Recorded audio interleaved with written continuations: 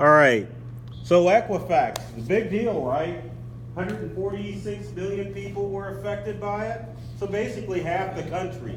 So unfortunately with the Equifax Act, you have to assume that if you have a line of credit or if you've established credit, you've been affected, right? Right. All right. So what are you going to do to make sure that you stay safe just in case you weren't affected? Well, I've got 10 tips here to help you make sure that you stay safe online because as Sue said, these cyber threats seem like they're coming out every week.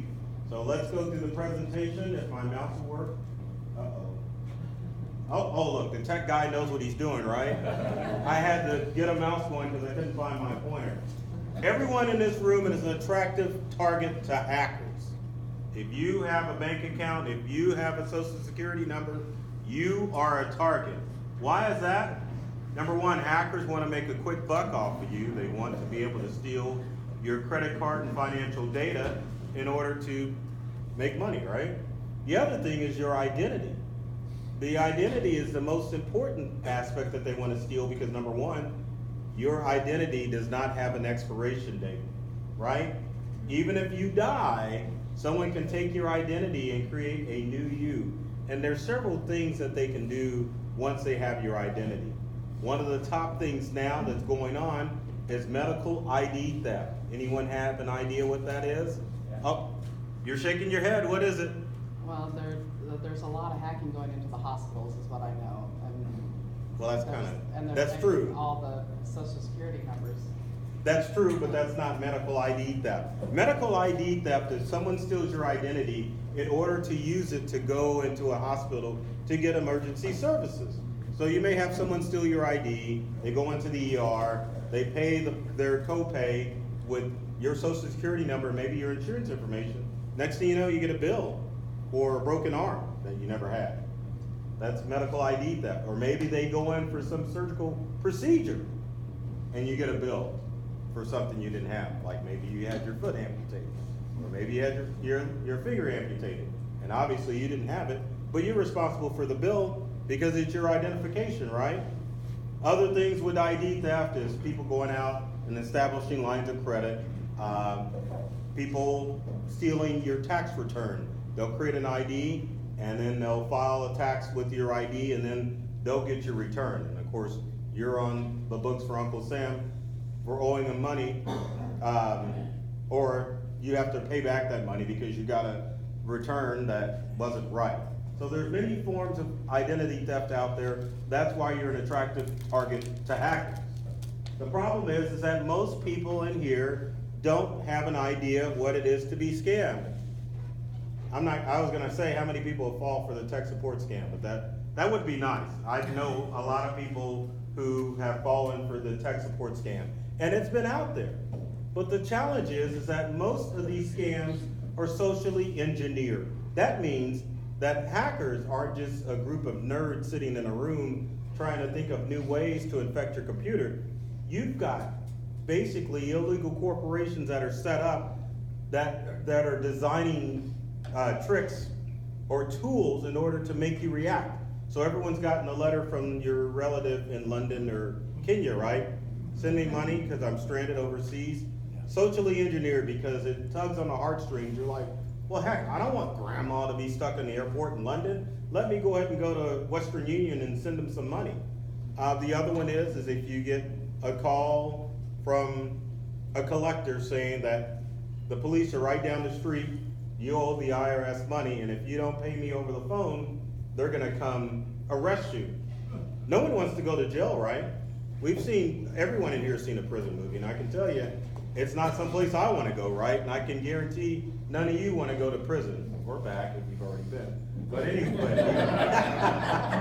anyway, prison's not a place anyone wants to go. Same thing with computer issues. No one wants their computer to have a virus on it. It's like, oh my gosh, I'm infected, I'm infecting my friends.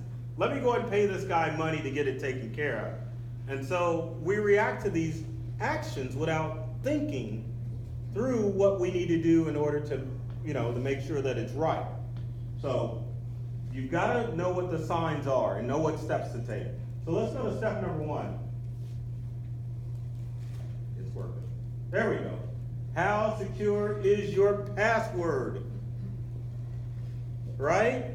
Passwords are the most important thing that you need to have with all of your online accounts. And here's the key, even though you come up with one good password, that's not good enough.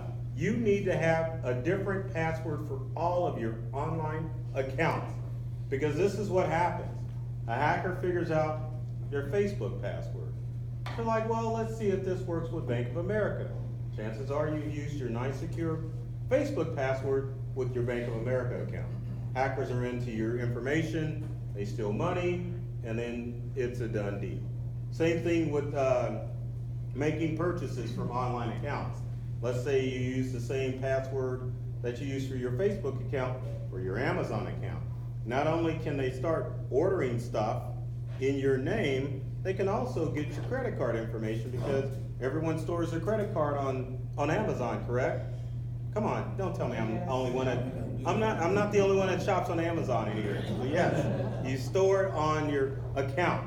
So you've got to make sure it's secure. And I know you guys are asking, Burton, I really don't want to keep up with all those passwords, right? It's a pain in the butt. You either got to write them down in a book or a dictionary, or you got to keep them someplace.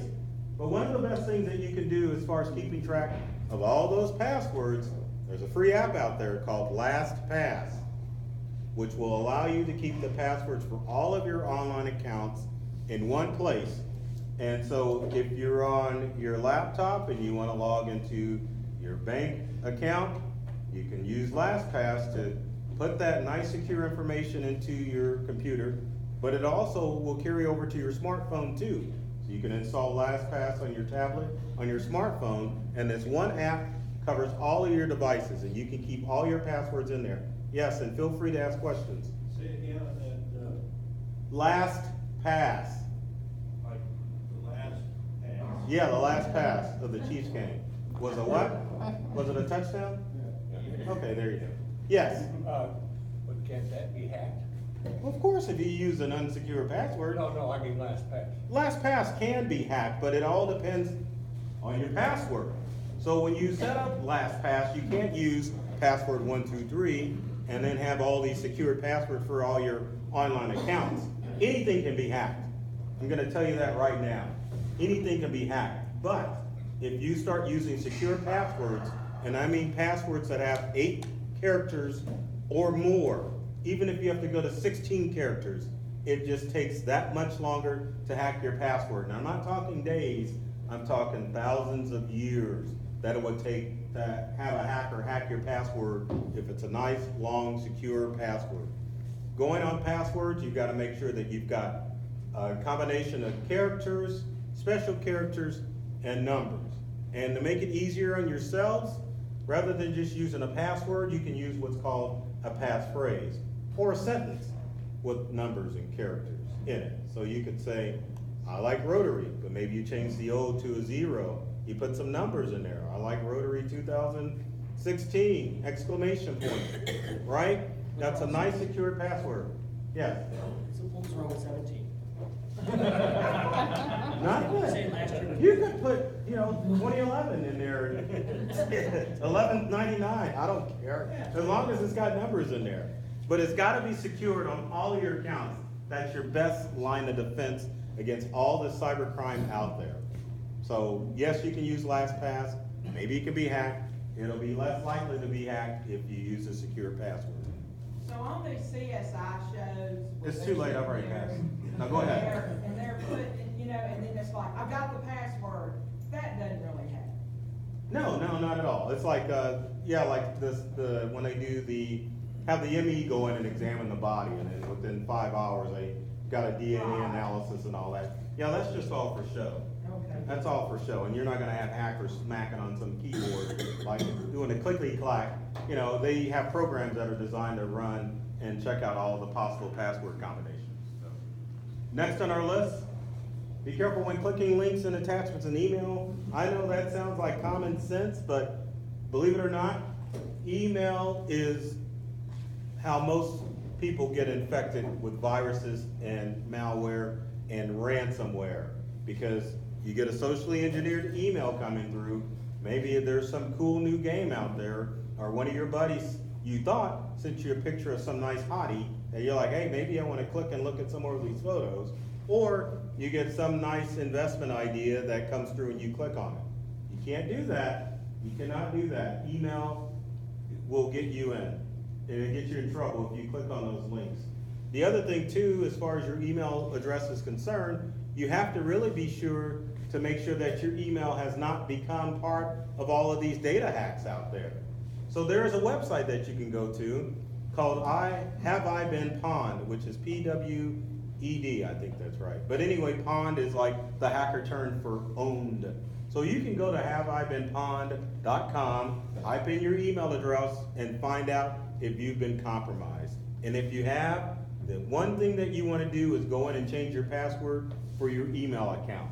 Because if someone gets a hold of your email, and I know people are out here going, man, it doesn't matter if someone knows my email address. Yes, it does, because your email is part of that two-step verification process in order to get into all of your online accounts. And I guarantee if you're using Facebook or some online account, you're using your email address. And all it takes is for hackers to get a hold of your email and to figure out that weak password that you're using, and then they're into all of your own online accounts. Was that have I been pawned, P-A-W-N-E-D? No A in there, it's P-W-N-E-D.com. Say again on the last word. Pwned, P-W-N-E-D. I know it sounds goofy, but I don't come up with this stuff. But I know it's a free web-based utility. You can put in any email address you have, and it'll let you know if it's been part of a hack. But be careful when clicking on links, because I guarantee that's how you're gonna get a virus or ransomware. And everyone in here knows what ransomware is, right? No? Yes. Okay. Well, for those who don't know, ransomware is a virus that if it gets on your computer, it ruins your files permanently, and there's no way to recover it. So that's the worst virus out there, and you don't want to get it on your computer. Next on our list, if I can get the clicker, always password protect your devices. Everyone in here's got a smartphone of some sort, correct? Password protected, because you carry valuable information on your smartphone. I'm sure everyone's got a banking app on their phone.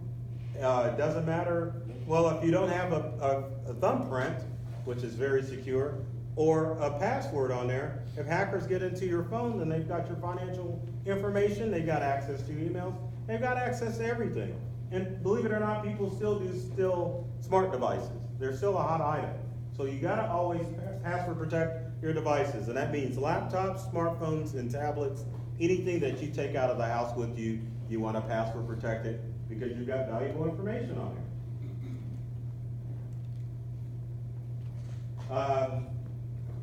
Don't surf banking sites when you're at the coffee shop. Or if you do, make sure that you're using the coffee shops or airports Wi-Fi connection. Because hackers do sit in public places, they set up fake Wi-Fi accounts, and they access your information publicly. So if you're doing sensitive data on public computers, you definitely don't want to do that, because that's another way where hackers can get access to your information. I know most of you have online web accounts like Yahoo or Gmail, and you've logged onto a public computer. You don't necessarily want to do that. Yes, you may be checking emails, but a lot of us have started to store sensitive information with our email accounts. We had a customer, or have, he's still with us, that had used his AOL account to correspond with his bank, sending routing numbers and account numbers. The AOL account got hacked. Next thing you know, he got a call from his personal banker saying, hey, did you want to transfer $70,000 to Australia? It was all because someone got into his AOL account because it was using some weak 4-letter password to get into AOL.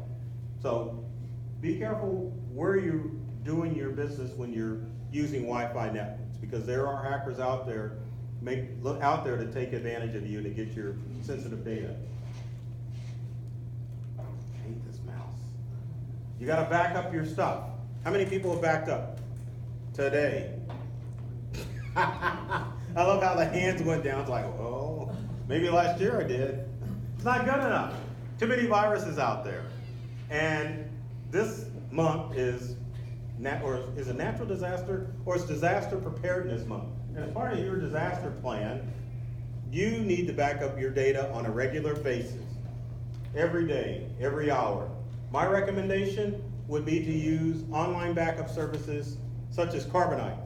Carbonite, $60 a year, $5 a month, unlimited backup. You install Carbonite, backs up your stuff automatically. You can do what Sue does. Sue's got some, what is that thing you have? It's some huge backup thing that she doesn't really need, but her stuff's safe. Sue's computer crashed last month, right? Yeah, she doesn't want to admit it, but it was old. She's keeping mum. That's what you said, it was blue, What was blue? the screen. Oh yeah, it had the blue screen of death. And it was old. Sue's computer was old. But anyway, her hard drive failed. We were able to restore her stuff from backup. So if you don't use cloud backup services, use something that's automatic and that's backing your stuff all the time. Because if a virus hits or some hackers get into your computer, you can just toss it to the side and know that your data is safe. Another thing that you should do if you've got an Android devices, Android users, hold your hands up please. Turn on Google Drive on your Android devices or Google Photos. It'll automatically back up all your stuff. And now Google's got Google Backup and Sync. If you didn't want to use Carbonite, because Google Backup and Sync is free, but you can install it on your smart devices and it will automatically back up your stuff. iPhone users, you get that message that says you've run out of room on iCloud, just pay the money. 99 cents, what is it, a month? $12 a year or something like that? Pay the money. My mother-in-law said, hey, what do I do? My iCloud was full. Well, you were backing your stuff up. You need to pay Apple their money. Pay them their money, because if you lose your smartphone or if it's stolen, it's all sitting in iCloud. You get a new phone, you download all your stuff directly to your phone. You're back in business. Automatic backup's where you want to be. Cloud-based automatic backup.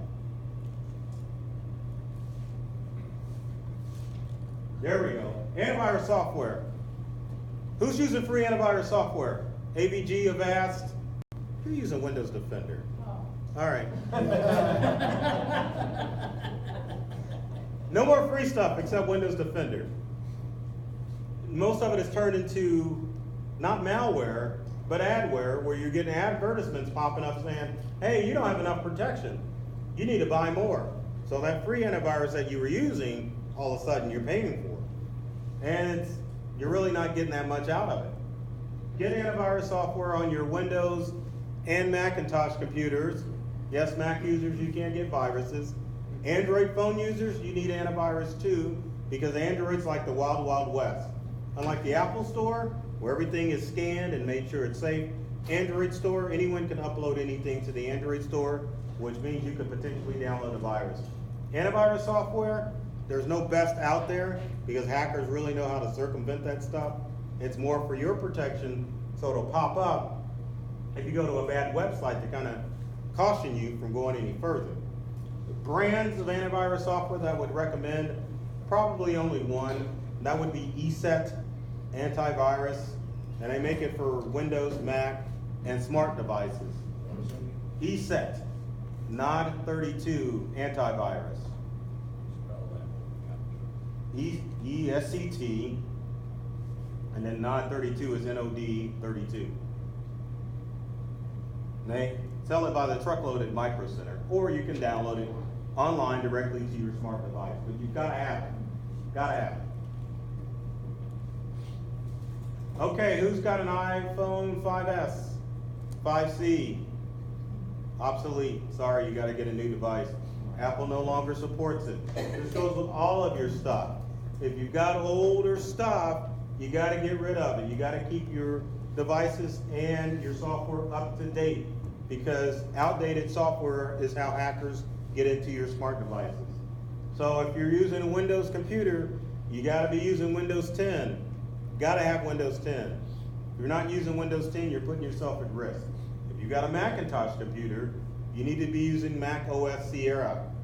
Got to have it, because Apple and Microsoft, if it's older software, you don't get the security updates, and it puts you at risk for getting viruses. So keep the most current version on your devices. And I know a lot of people are like, well, I want to wait till they get all the bugs out. Doesn't happen anymore. I mean, there's occasional glitches, but hardware and software has such a marriage now in the computer industry, you really don't have to deal with bugs. if like when Windows 10 came out, all the people that we dealt with, I don't know why that went back. But anyway, all the people that we dealt with that had problems installing it had viruses on their computer. So that's why they were thinking it was buggy. So update your stuff regularly. If you don't know how to do system updates, call us, we can help you out. All right, watch what you're sharing on social media. Hackers are using social media to build a profile of you, find out what things you're like, what possible passwords you're using, and also they use that in order to send spam emails to your friends. Anybody had their Facebook account spoofed or duplicated where someone says, hey, I'm getting another friend request from you? Hackers do that because they want to get a hold of your friends list. So one of the things that you can do on Facebook to prevent that from happening, hide your friends list. You can go into settings, make your friends list for friends of friends only. If you make it public, hackers can look at your Facebook account even by just going to Google and typing in your name, or just typing in Facebook and see which names come up. They can see your friends, they can build a profile, a fake profile of you, and then they can target your friends and send them stuff as well. The other thing you want to do with your Facebook account is go into settings and make it not a public account. That way if someone Googles you, they won't find your Facebook account, they won't see your stuff. So, but also, information like home address, home, all that obvious stuff you don't want to share on social media. The other thing, and we talked about this earlier, you get that phone call from the IRS. Don't give them your money. Don't. You know there's cops not sitting down the street, I hope, right? There may be, but they're not for you. They're for your drug dealing next door neighbor who is doing some illicit activity. So yeah, none of that stuff happens. You get in trouble with the IRS or anybody, they're gonna send you out snail mail. So don't fall victim of any of these scams that are going on. And a lot of them are gonna start happening right now with this whole Equifax thing. The ones that you need to worry about with Equifax is, hey, I'm with Equifax, I'm calling to check your credit. Hey, I'm with Equifax, I wanna verify your identity to make sure you're one of the ones that wasn't affected by the breach. So you really have to be careful. The best thing to do, if it's someone you don't know, hang up, because on the other end, it may be a woman that looks like that, who's got a mask, and she's on the phone, and she's trying to scam you out of information. So you don't want that. You don't want that. So the best thing to do, just hang up. Don't even worry about it. If they're coming to get you, they're gonna mail you stuff. They're not just gonna call or show up at your door. And then finally, we can get the mouse to work. Especially with the Equifax hack, you have to monitor all of your online accounts. I know with electronic banking, we don't do that because it automatically reconciles, but you've got to check on a regular basis. Well, Yes. on CBS News last night, they had another gentleman in your profession, who had gotten a call from a hacker. He said, I've got all your information. The guy hung up, did exactly what you said. The person called back, he said, don't hang up on me, I am you, if I want to be. And, he said, I've got your social security number, your driver, all the stuff. And the guy said, well, tell me my social. And they said the caller did repeat his social security number. So what do you do in that situation where somebody has successfully gotten all your information? Time for a credit freeze, because they can't open a line of credit if you do a credit freeze. I mean, we have to assume that your information's out there with the Equifax hack, right? Once it's out there, it's out there.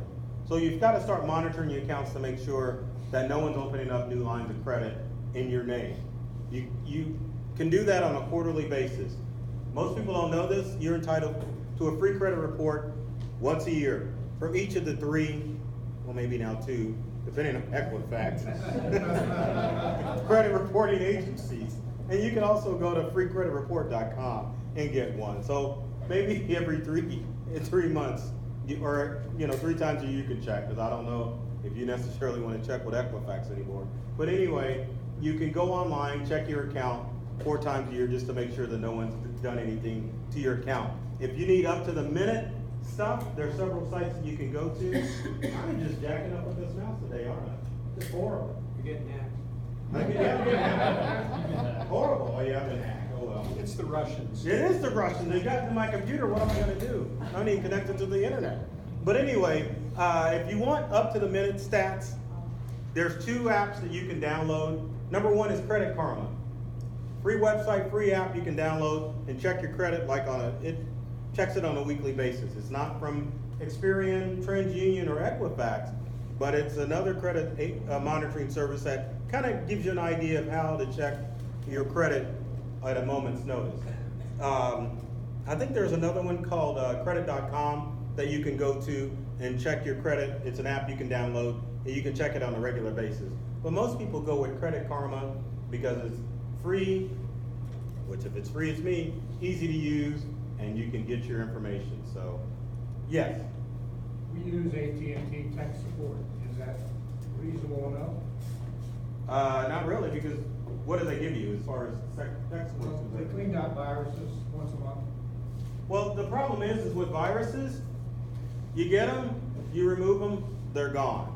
So basically what you're paying for is just like a maintenance agreement. So I mean, you shouldn't be getting viruses on your computer on a monthly basis. So if it were me, I mean, we offer unlimited tech support to all of our customers, but we're not like, well, we want to make sure and just be there if you have issues. So I don't know, I would look more at that agreement with AT&T and see what they're actually doing and see if it's something that you can knock off your bill. Yes, Sue? I've been asked if you have business cards with you. Yeah, I've got some on me in the car. But we're running short on time, so I appreciate the opportunity, guys. Thank you very much, appreciate it. This is the official morning mug. Wow. So that you can have your hot chocolate. Won't do so well for standing up your phone for video, but we'll stand here and let's look at ourselves so we can make a good, nice little link. All right, yeah, there's the There coffee we go. mug. There we go. It does have our 4-way test on it as well, and we do certainly appreciate it. We'd like to get your information so we can share that out with the club. Okay, thank you So very ladies much. and gentlemen, let's stand and recite the 4-way test. First.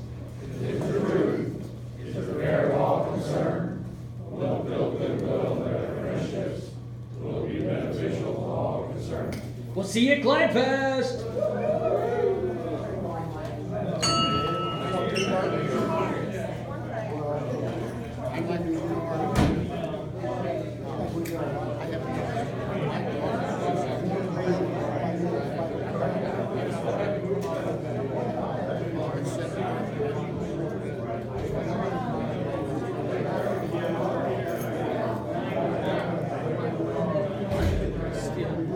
Steal a card. Thank you very much. Really appreciate it.